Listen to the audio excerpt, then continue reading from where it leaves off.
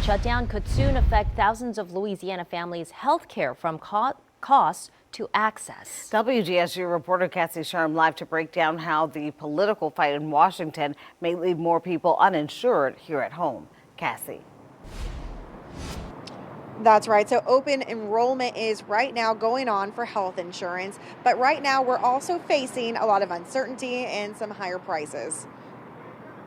Preventative health screening is going to be the #1 cause for disease prevention. Dr. Courtney Washington says she's seeing more patients in Louisiana fall through the cracks, especially ones with chronic illnesses. I can do all the greatest care in the world, but if they don't have health insurance coverage to cover their medications, or if that plan decides that they're not going to cover that medication, it negatively impacts their health. And now that open enrollment is underway, many patients may be in for a sticker shock. This will likely double, if not more than double, the cost of their insurance plan if these credits expire.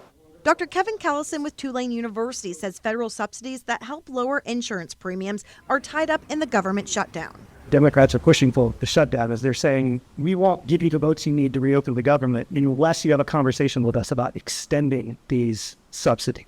Those subsidies were first added during the pandemic to help affordability in the insurance marketplace. Insurance companies have to set these prices for their plans, and they have to do so a few months in advance. Doing this based on the information that they have available to them for what's going to happen next year. Well, we haven't decided this issue. It's still up in the air, so they don't know. So we think these credits are going to expire. These enhanced tax credits are going to expire.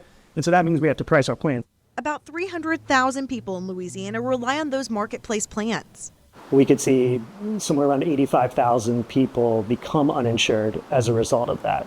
And for people in rural Louisiana, it's not just about higher prices, it's about losing access to care altogether. Rural areas, they actually have different supplementals because that population has access issues. So that's why they allow them to see maybe their nephrologist via telehealth. But some of those services are actually not covered anymore because of the government shutdown.